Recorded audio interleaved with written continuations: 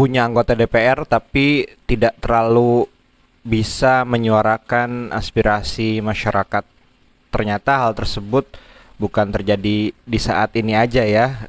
Ketika kita melihat banyaknya demonstrasi karena anggota DPR dianggap tidak merepresentasikan suara rakyat.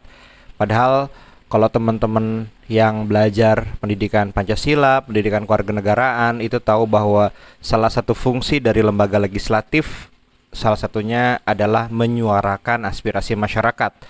Nah, di bukunya Laga Jakarta, Benny and Miche ini juga ada satu tulisan atau satu gambar, beberapa gambar sebetulnya yang bicara soal anggota DPR. Jadi misalnya ini ya, keluhan rakyat mestinya sih disuarakan oleh anggota DPR, tapi kalau DPR-nya budek gimana dong? Nah, ini tulisannya seperti ini ya.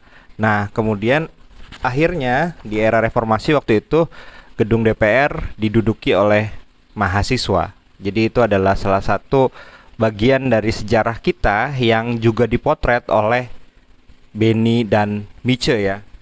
Nah, terus di sini juga Denny dan Miche bercerita bagaimana sebetulnya kalau anggota mahasiswa yang berdemo itu harus bawa kartu identitas supaya tidak dimanipulasi oleh orang-orang yang pakai alma mater padahal dia adalah provokator ya. Dan itu yang menjadi sangat penting gitu ya. Jadi karena kita tahu ya banyak situasi pelik di mana masa aksi yang memang punya keinginan untuk menyuarakan aspirasi masyarakat justru dibajak oleh orang-orang yang tidak bertanggung jawab. Contohnya beberapa laporan dari jurnalis itu menyebutkan bahwa situasi pembakaran fasilitas publik itu tidak dilakukan oleh para pendemo, tapi dilakukan oleh orang-orang yang tidak bertanggung jawab. Bayangkan mereka punya bensin, banyak sumber untuk melakukan pembakaran. Jadi itu yang terjadi. Dan di di sini juga di kartun Benny dan Miche juga ada satu bagian yang menunjukkan bahwa biasanya provokasi itu diorganisir oleh kelompok-kelompok tertentu.